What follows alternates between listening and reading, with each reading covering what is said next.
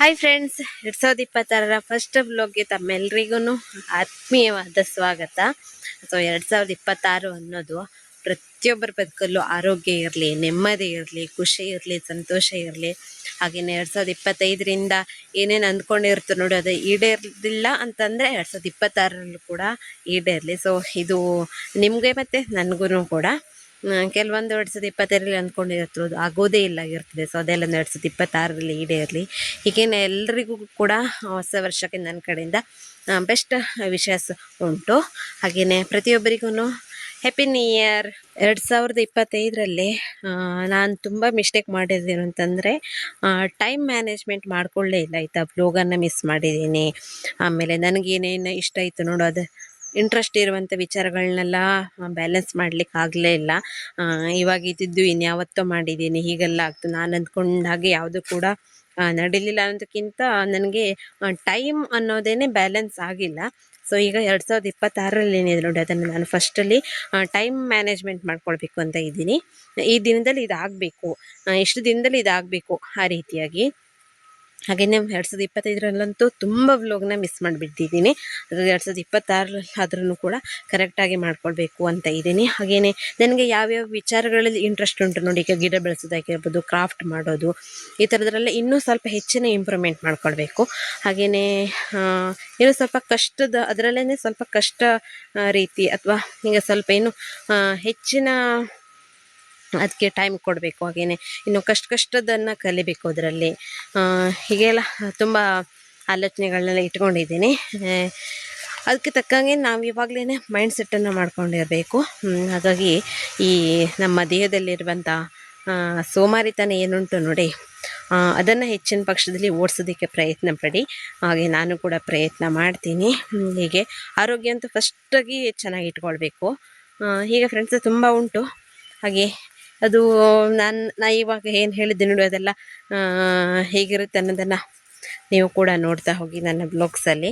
ಈಗ 2026 ಏನು ಶುರುವಾಯಿತು ನೋಡಿ, 4-5 ದಿನಗಳಲ್ಲಿ ನಾನೇನೇನು ಕೆಲಸ ಮಾಡಿದ್ದೀನಿ ಅಂದರೆ, ಕೆಂಪು ಬಸಳೆಗೆ ಬಂದು ಚಪ್ಪರ ತಯಾರಾಗಿದೆ.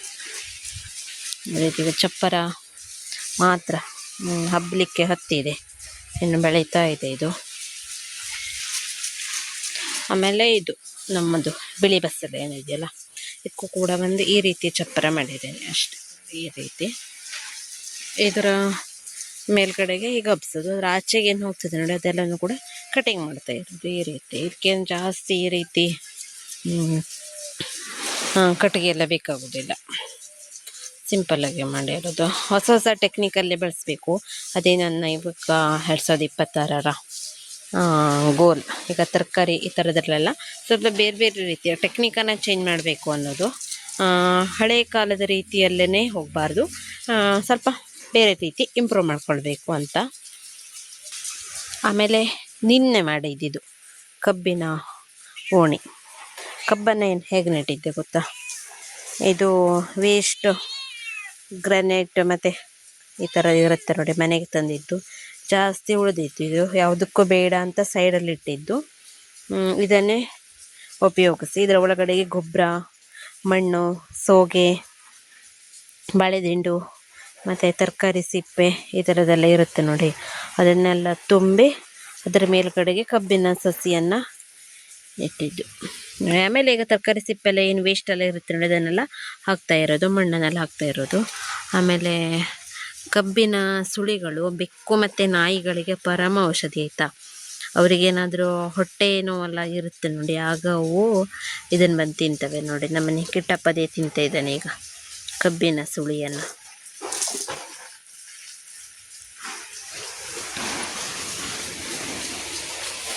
ಇವತ್ತು ಇದೊಂದು ಜಾತಿಯ ಮೀನಿನ ಫ್ರೈ ನಮ್ಮ ಮನೆಯಲ್ಲಿ. ಇಂಥ ಮೀನು ಅಂದರೆ ಹಾಲ್ಗುರ್ಕ ಅಂತ ಆಯಿತು. ಈ ಮೀನಿನ ಮೇಲ್ಗಡೆಗೆ ಏನಿರುತ್ತೆ ನೋಡಿ, ಅದು ನೀರಲ್ಲಿ ಹಾಕಿದ ತಕ್ಷಣ ಹಾಲಿನ ಥರನೇ ಆಗ್ತದೆ. ಹಾಗಾಗಿ ಇದಕ್ಕೆ ಹಾಲ್ಗುರ್ಕು ಅಂತ ಹೇಳ್ತಾರೆ. ಅದೇ ಮೀನಿನ ಫ್ರೈ ತಿನ್ನಲಿಕ್ಕೆ ಒಳ್ಳೆಯ ಇರ್ತದೆ. ಸ್ವಲ್ಪ ಸಣ್ಣದೇ ಇದೆ, ಇನ್ನೂ ದೊಡ್ಡದಾಗ್ತದೆ, ಪಾಪ್ಲೆಟ್ ಸೈಜ್ ಎಲ್ಲ ಬರ್ತದೆ, ಚೆನ್ನಾಗಿರ್ತದೆ, ಅಗಲವಾಗಿರುತ್ತೆ.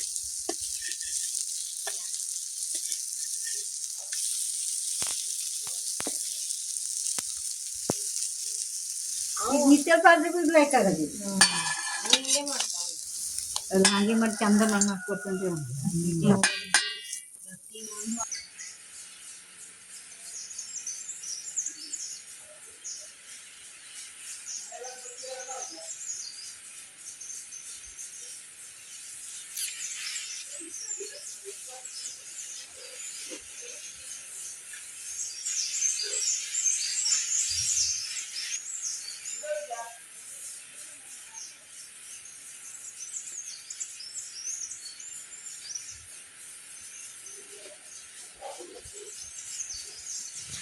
ಇವತ್ತೊಂದು ಸುಕ್ಕ ಮಾಡುವ ಅಂದ್ಕೊಂಡೆ.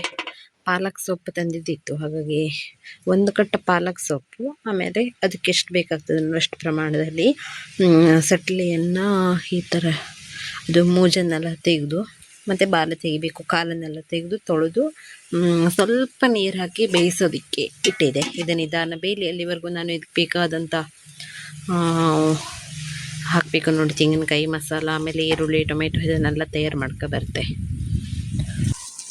ನೋಡಿ. ಒಂದು 10 ನಿಮಿಷ ಈ ಥರ ಬೇಯಿಸ್ಕೊಳ್ಬೇಕು. ಆಮೇಲೆ ನೀರು ಕೂಡ ಉಂಟು ಸ್ವಲ್ಪ ಅದರಲ್ಲಿ. ಇದಕ್ಕೆ ನಾನು 1-2 ಈರುಳ್ಳಿ, 1 ಟೊಮೆಟೊ ಅವಷ್ಟು ಹಾಕಿದೆ. ಆಮೇಲೆ ಒಂಚೂರು ಅರಿಶಿನ ಹಾಕಿದೆ, ರುಚಿಗೆ ತಕ್ಕಷ್ಟು ಉಪ್ಪು, ತೆಂಗಿನಕಾಯಿ, ಒಣಮೆಣಸು, ಕೊತ್ತಂಬರಿ ಈ ಥರ ಎಲ್ಲ ಹಾಕಿ ಸ್ವಲ್ಪ ಈ ಥರ ತರಿ ಮಸಾಲ ಮಾಡಿಕೊಂಡು ಈಗ ಈ ಥರ ಬೇಯಿಸ್ಕೊಳ್ಬೇಕು. ಇದು ಎಲ್ಲ ಮಸಾಲ ಇದು ಎಲ್ಲನೂ ಚೆನ್ನಾಗಿ ಬೇಯಬೇಕು. ಇದು ಆಯಿಲ್ ಫ್ರೀ ಸೊಪ್ಪು ಆಯಿತಾ, ಆಯಿಲನ್ನು ಬಳಸ್ತೇನೆ ಮಾಡುವಂಥದ್ದು. ನಿಮಗೆ ಬೇಕು ಅನಿಸಿದರೆ ಆಯಿಲ್ ಹಾಕ್ಕೊಳ್ಳಿ. ನಮಗೆ ಈ ಥರ ಸುಕ್ಕಕ್ಕೆಲ್ಲ ಎಣ್ಣೆ ಹಾಕೋದಂದರೆ ಇಷ್ಟ ಆಗೋದಿಲ್ಲ, ಹಾಗಾಗಿ ಆಯಿಲಿ ಲೆಸ್ ಮಾಡಿದ್ದೀನಿ. ಈಗ ಮುಚ್ಚಿ ಚೆನ್ನಾಗಿ ಬೇಯಿಸ್ಕೊಂಡ್ರೆ ರೆಡಿ.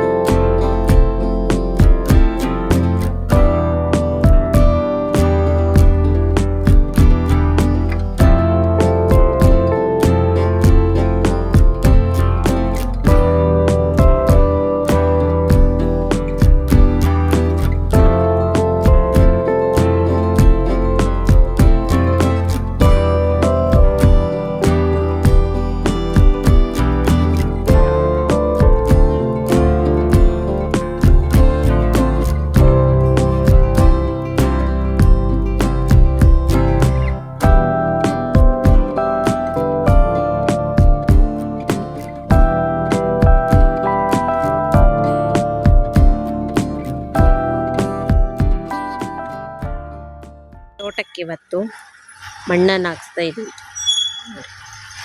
ಗಾಡಿ ಬರ್ತಾ ಉಂಟು ಇಲ್ಲಿ.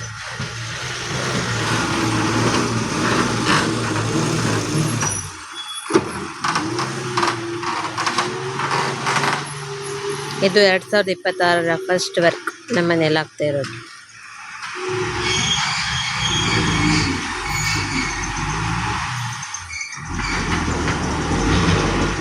ಇದು ನಾವು ದುಡ್ಡು ಕೊಟ್ಟು ತಗೊಂಡಿರೋದು ಮಣ್ಣು, ನಮ್ಮ ಜಾಗದಲ್ಲ, ಅಂದರೆ ಬೇರೆ ಕಡೆಯಿಂದ ಹಣ ಕೊಟ್ಟು ತಗೊಂಡಿರೋ ಮಣ್ಣು. ಮಣ್ಣು ರೇಟೆಲ್ಲ ತುಂಬ ಜಾಸ್ತಿ ಆಗಿಬಿಟ್ಟಿದೆ.